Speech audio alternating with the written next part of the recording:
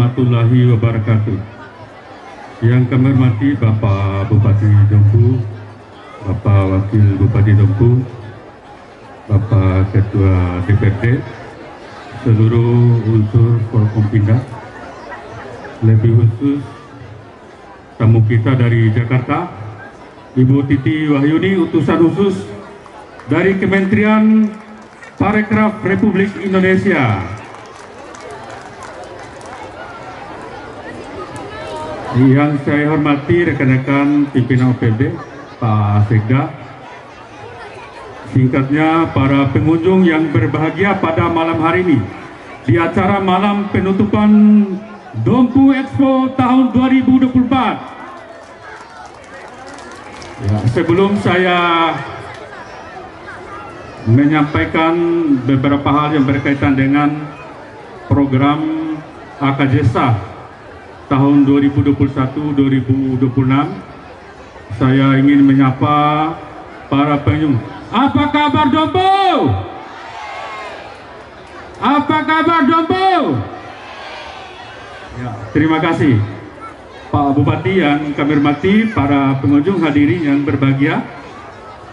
Kabupaten Dompu di bawah kepemimpinan AKJSA ini seharusnya 2021-2026 sesuai dengan RPJMD yang telah ditetapkan melalui Perda nomor 2 tahun 2021.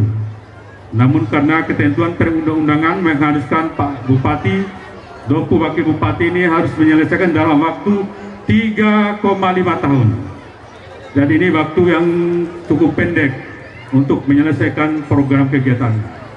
Dalam RPJMD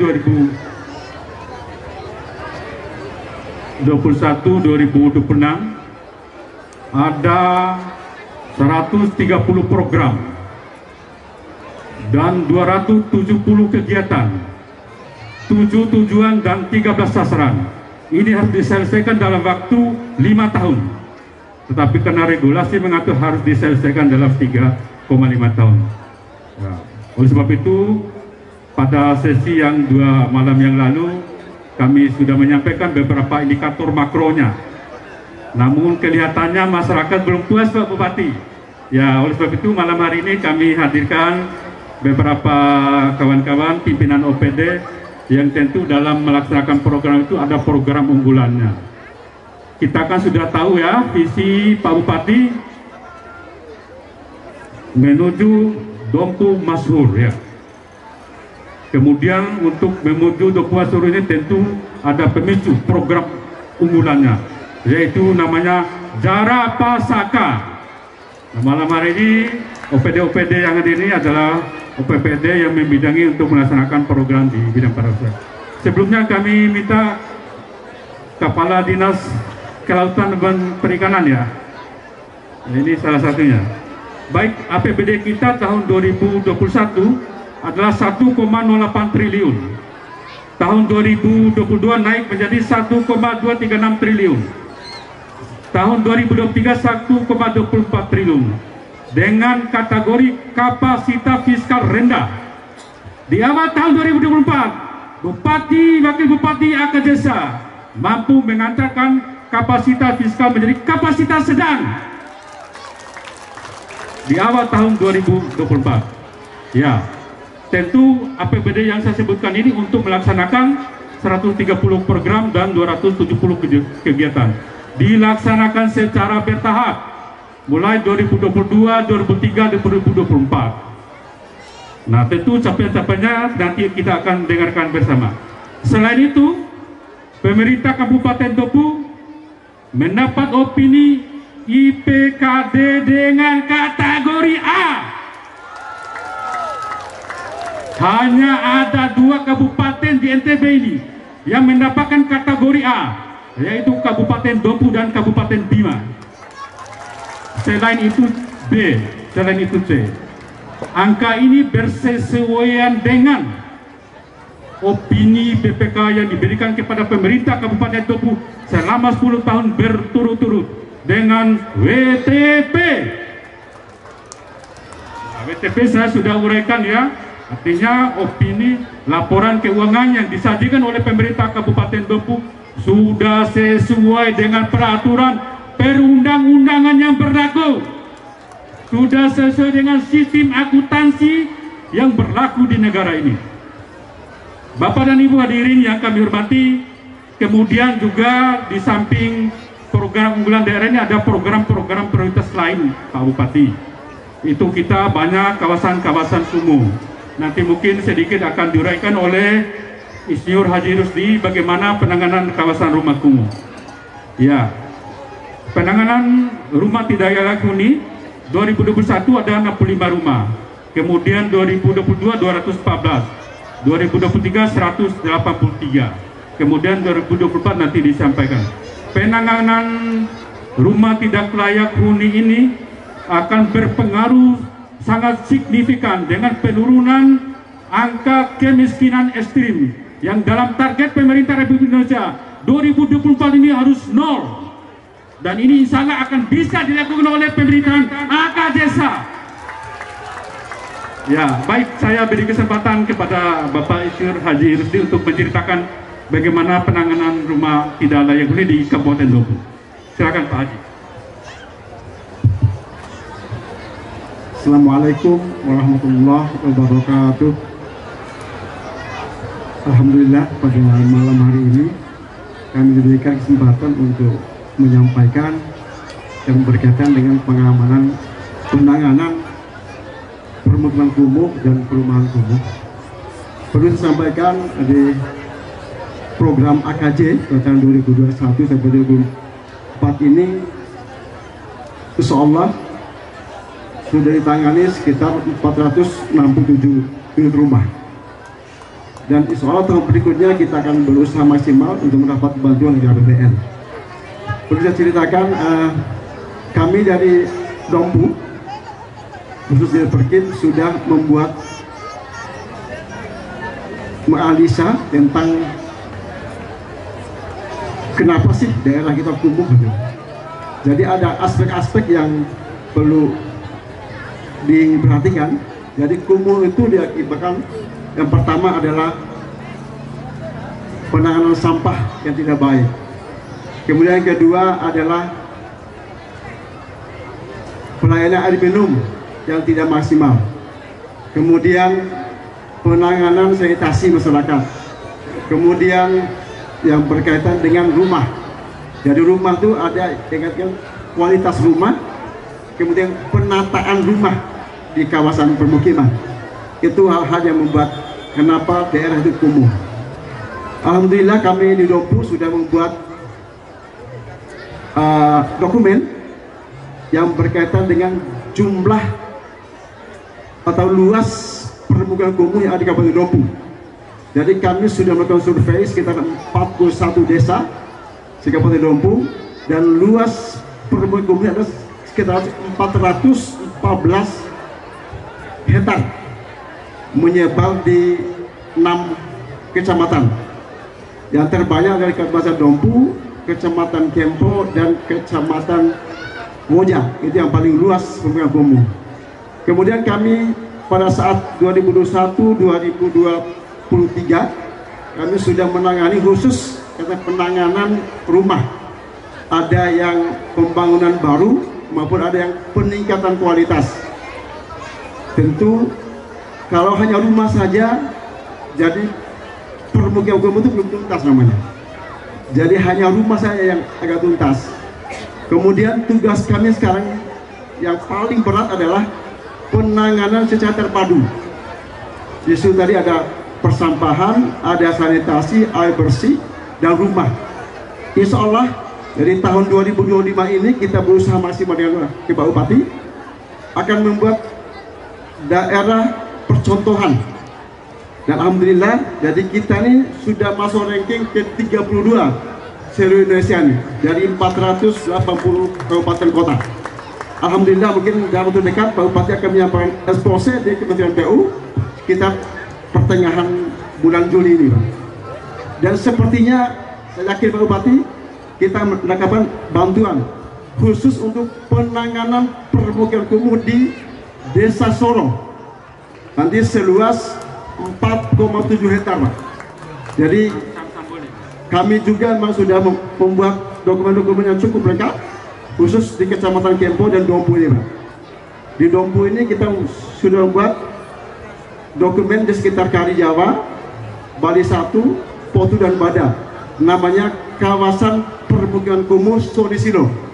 Dan insya Allah tahun 2024 ini akan ada penanganan ruang terbuka hijau di ex SD2 Dompu ini. Dan SD2 ini kita pindahkan ke belakang ini, Pak. Insya Allah. Jadi sudah pasti anggaran ada tahun 2024 ini. Mungkin pada sekarang mungkin ya. Terima kasih Pak Ji. Tadi yang penanganan kawasan kumuh di Soro Timur itu anggarannya lebih kurang 22,5 miliar. Pak Bupati sudah tanda tangan tadi malam untuk memberikan dukungan tanam pendamping 7,5 miliar. Nanti di Soro Timur akan menjadi pusat kuliner ikan di Kabupaten Dompu. Jangan belanja lagi di Amahami. Di sana 120.000 per kilogram. Di Kempo 70.000 per kilogram. Kalau sudah dimasak cukup 90.000. Tidak usah untuk banyak-banyak ya. Nanti akan link juga dengan jalan yang direncanakan oleh Pak Bupati. Jalan Soro Napa. Jadi mohon dukungan dan doa seluruh masyarakat Kabupaten Dompu ya. Terima kasih Pak Haji ya. Ya. Nah, kemudian yang berikut tentu tadi saya sudah sampaikan program unggulan Jara Pesaka. Ini hadir Kadis Pertanian Insinyur Sahrul Ramadan bahwa Pak Bupati Kabupaten Dompu ini biar begini ya adalah kabupaten yang produktivitas petaninya tertinggi di Nusa Tenggara Barat, khususnya jagung, dengan angka 85,45 kuintal per hektar. Luar biasa Pak Bupati. Ceritakan bagaimana Anda bisa mendongkrak produktivitas petani itu. Jadi berbicara kebutuhan dasar manusia itu Pak Kaban, kuncinya pertanian. Kenapa? Angka 40% PDRB itu sumbangan dari petani-petani kita, Pak. Hidup petani Dompu. Salah satunya sekarang siasat kita untuk saat ini, kita tidak berusaha lagi berbicara pada prospek budidaya. Masyarakat Dompu sudah high class dengan budidaya, Pak. Bagaimana caranya kita bermain dengan hilirisasi, penanganan pasca panen, kualitas dan kuintilitas keberlanjutan. Saya menawarkan Bapak Ibu petani, jaminan saya akan membawa investor. Dan tadi malam kami sudah kontak bisnis 1.200 ton per bulan untuk kebutuhan di Denpasar, Bali untuk jagung. Tentunya ini dengan standar dan kualitas yang terbaik. Tapi saya sarankan kita juga tidak boleh latah dalam menghadapi persoalan hidup dengan pertanian. Kenapa? Karena konsekuensi kebutuhan pertanian ini tidak boleh di luar lahan-lahan non-existing. Artinya lahan di atas kemiringan 15 derajat. Kenapa? Dampaknya sangat berbahaya. Erosi, hutan gundul, boleh nanti kita kompensasi walaupun kita menggunakan di angka 17.000 hektar, tetapi kita bermain di harganya. Jangan kita terlalu berpaku tangan dengan prospek budidaya. Kalau kita beli dengan 3.200 atau 3.850, berbuatlah sejenak, jemur dia. Mari kita anak-anak muda, kaum petani milenial, ubah dia menjadi kadar air 15%. Yakin saja pasti para investor itu akan datang. Terakhir dari kami, Pak, bocoran dari saya mengunjungi Kementerian Pertanian. Saya didampingi oleh teman-teman Kabid, mendampingi Bapak Bupati, dan tadi saya Zoom meeting dengan Pak Dandim. Siap Pak Dandim, sekarang kita fokus pada pengembangan padi. Bagaimana perbenihan kemandiriannya Pak Kaban. Yang kedua, mainkan irigasi perpompaan, karena kita ini darurat pangan. Darurat pangan. Bisa ditanyakan sama Pak Dandim. Jangan terlalu terlena dengan keadaan-keadaan sekarang. Semua negara-negara ini men-saving budidaya padinya itu untuk kebutuhan masyarakatnya. Untuk itu mari kita bermain di semua hilirisasi dari produk-produk unggulan pertanian. Terakhir dari saya Pak Kaban, kami tidak berbicara dalam bentuk wacana. Kalau berkunjung ke stand kami, 5 vendor yang kami undang, kami edukasi petani, kontrak bisnis terjadi, dan audiovisual yang terpampang selama ini menjadi bukti nyata kepemimpinan AKJ 3 tahun. Dari aspek pupuk saja, dulu hanya 9.000 ton Pak, naik 16.000, naik lagi 24.000, terakhir 32.000 ton. Mau apa lagi kita Pak? Tinggal distribusinya. Tinggal distribusinya. Kuncinya hilirisasi Pak Kaban. Oh iya, Oke, terima mantap. kasih. Ya, ini sudah dibuka sama Kadis Pertanian tentang hilirisasi. Nanti tugasnya Kepala Dinas Perindak untuk menjelaskan hilirisasi. Kemudian target kita dalam RPJMD Pak Bupati, kita akan membentuk 1.000 wirausaha baru dalam waktu 5 tahun. Bapak sudah berhasil dalam waktu 3 tahun 1.300.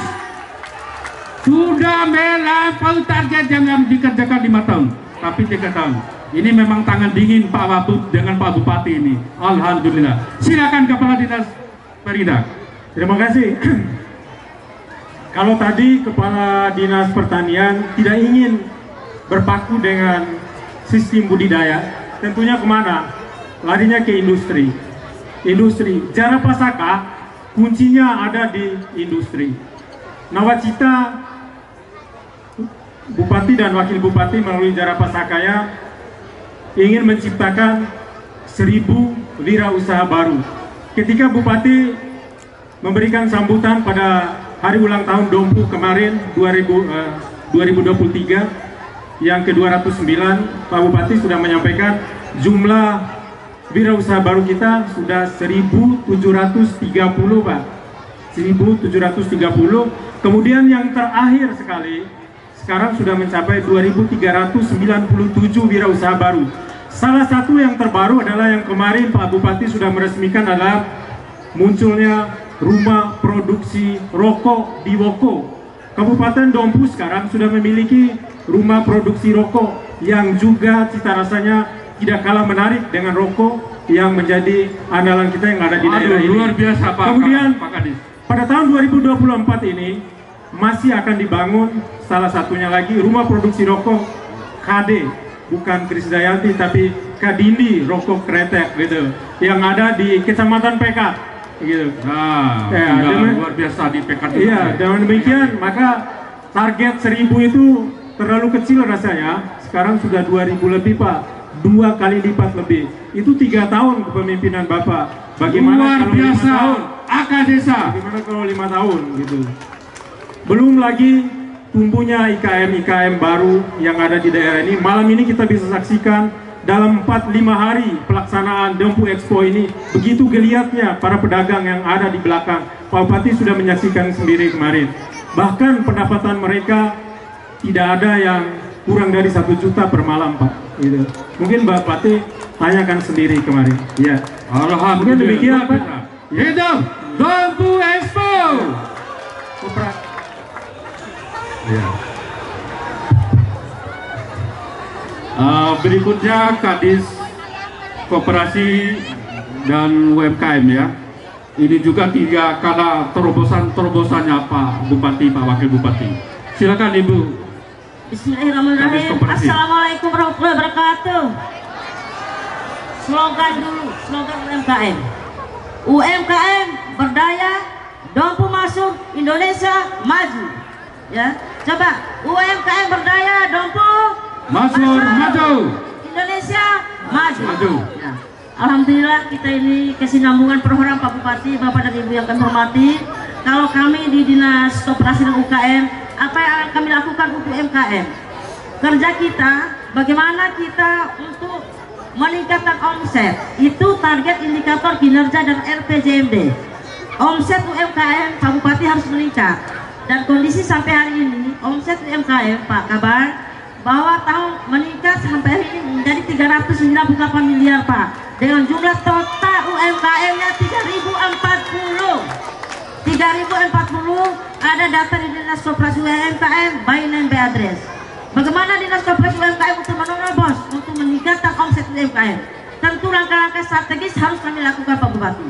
Pada hari pertama kita Dompu Expo, Pak Bupati telah menandatangani MOU dengan para retail modern untuk dapat komitmen untuk dapat menyiapkan space untuk produk-produk lokal, produk-produk UMKM harus masuk di dalam retail modern. Dan ini kami juga Pak Bupati untuk mendorong semangat UMKM, kami kerjasama dengan Bank Indonesia. Luar biasa hebat Ibu Kadis, kerjasama dengan Bank Indonesia cabang Mataram. Bank Indonesia berhasil menyalurkan 1.500 voucher dengan 10.000 gratis untuk para UMKM. Ini telah langsung dilakukan oleh Bank Indonesia. Dan di samping itu juga Pak Bupati, dalam rangka kita meningkatkan kompetensi UMKM untuk mendorong omset ini berjalan terus, menyambung hilirisasi ini, kita tetap memberikan bantuan peralatan kepada para pelaku UMKM. Pada tahun 2023 kita menyalurkan 320 peralatan kepada para pelaku UMKM untuk mendorong pengolahan produk-produk Jara Pasaka dari jagung, pengolahan dari jagung, polang sapi dan ikan. Ini terobosan-terobosan harus kita lakukan dalam rangka mewujudkan Dompu Makmur, khususnya misi kedua Pak Kaban. Kita menuju kemandirian ekonomi dengan mengembangkan produk lokal. Ini tugas kami. Kita akan mandiri dalam waktu 5 tahun lagi. Insya Allah. Jangan ketinggalan. Untuk koperasi Pak Bupati, kami Dinas Koperasi juga mendorong agar koperasi harus tumbuh dari koperasi sehat dan koperasi berkualitas.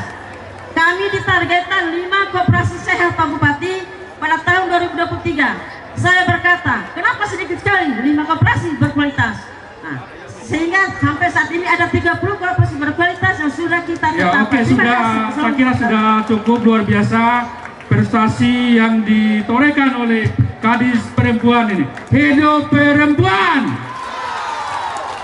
Bagaimana Ibu Titi? Ya. Nah, sekarang Kadis Peternakan. Ya, saya melihat Kadis Peternakan ini Pak Bupati, Pak Abu sering posting kirim sapi ke Kalimantan, kirim ke Jakarta, kirim ke Lombok. Ya, orang Lombok yang bikin bistiknya. Makanya kita hadirkan di Dinas Peternakan bistik sapi Lantoro Dompu.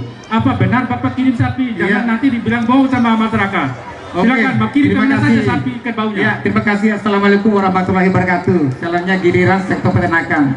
Untuk diketahui oleh masyarakat Dompu bahwa sektor peternakan merupakan salah satu sektor unggulan Jara Pasaka.